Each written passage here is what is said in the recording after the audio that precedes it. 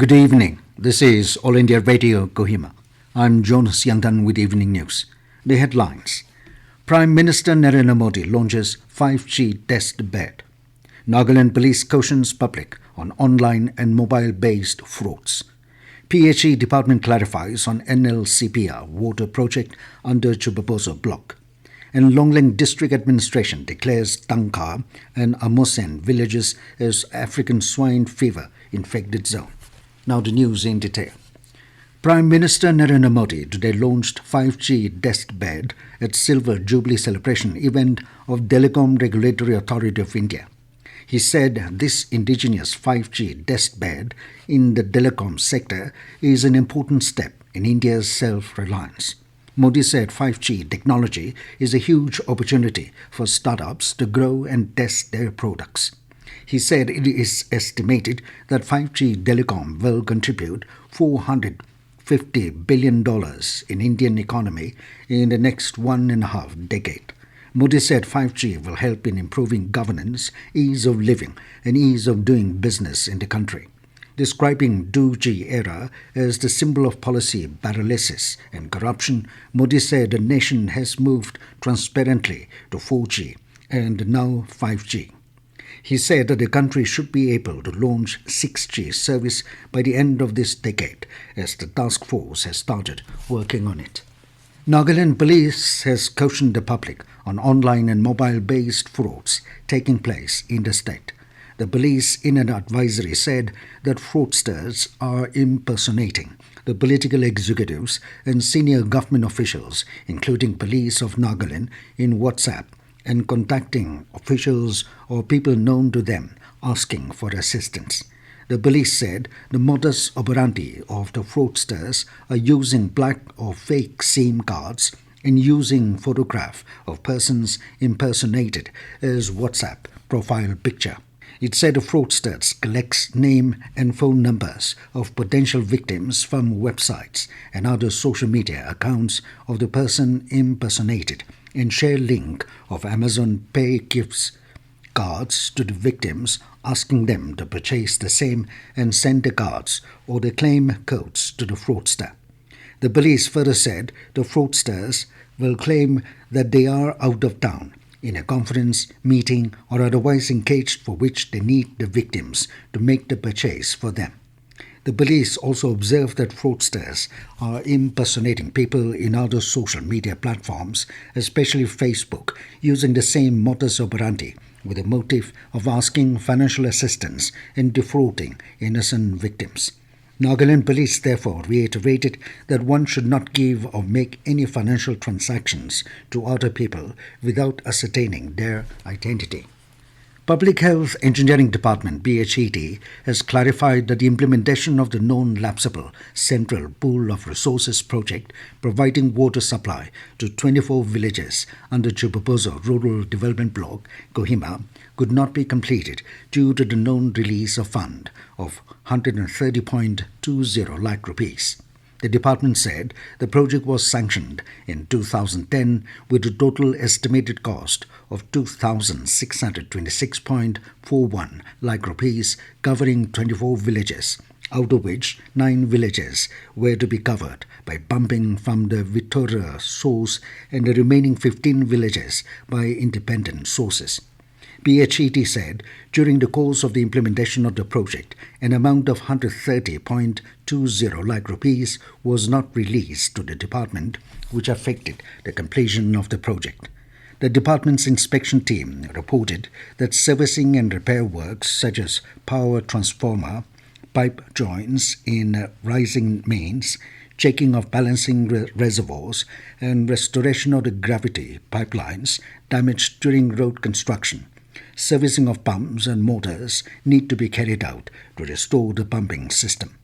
However, in the remaining 15 villages, water supply is available in 11 villages, while restoration works will be carried out in the other villages.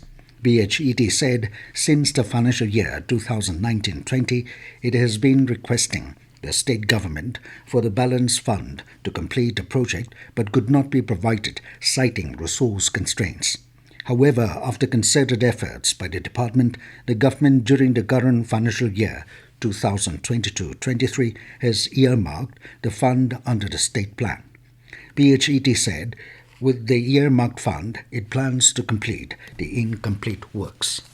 Longleng District Administration has declared Tangha and Amosen villages as infected zones following the confirmation of African Swine Fever outbreak at Tangha village, while Yongshi, Yongcha, Chintok, Yongnya, Yotan Eskomb, Shemshingchang, and Chingong villages are put under surveillance zone. The disease being a highly contagious viral disease of domestic and wild pigs, requiring early control and containment of its spread, the said infected and surveillance areas were declared under the Prevention and Control of Infection and Contagious Disease in Animal Act of 2009.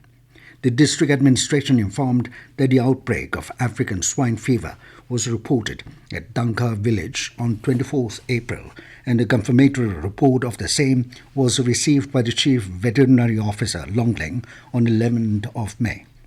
Meanwhile, STO Civil Longleng, Trongtipa Dongpi Sangtam, in a restriction order, banned the slaughtering and sale of pigs in both infected and surveillance zones, including ban on import and export of pigs or piglets in both the zone and transportation of pigs or piglets in the infected zone with immediate effect till further order.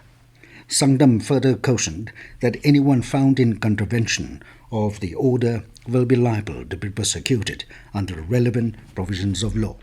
This news comes to you from All India Radio, Kohima. You can also listen to this news bulletin on News on Air app and YouTube channel AIR News Kohima. Nagaland Board of School Education (NBSC) has informed all the heads of registered institutions that a midterm examination will be conducted from 8th to 18th of June. NBSC said that the exam should be conducted for the full 80 marks and not in a phased manner to enable the schools to assess the learning outcome of the students in a proper way. NBSC further informed that final examination will be conducted in 2 phases. The first phase will be held in September and the second phase will be in December.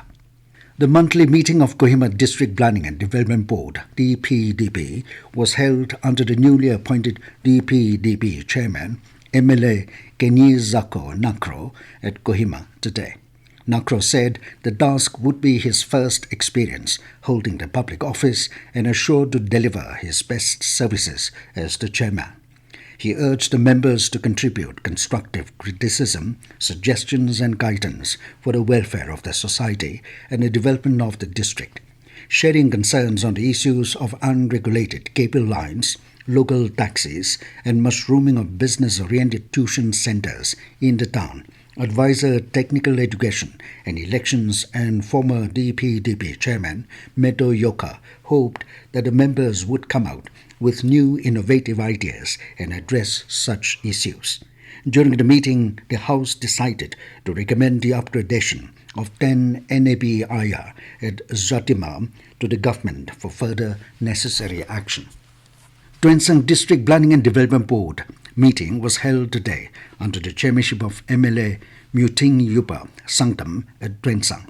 The House discussed the setting up of Rural Self-Employment Training Institute and directed the concerned department and manager of the State Bank of India, Tuensang, to come forward with proper arrangements at the earliest. The board also recommended the construction of a new office building and official quarter of the District Employment Office, Tuensang. Further, it decided to collect free will contributions during the next meeting for Sao Chang College, Tuensang, for basic needs at the college. And now, 20 news, here are the main points again. Prime Minister Narendra Modi launches 5G test bed. Nagaland Police cautions public on online and mobile-based frauds. PHE Department clarifies on NLCPR water project under Chiephobozou block. And Longleng District Administration declares Tangha and Amosen villages as African Swine Fever infected zone. That is all we have in this evening news bulletin. Good night.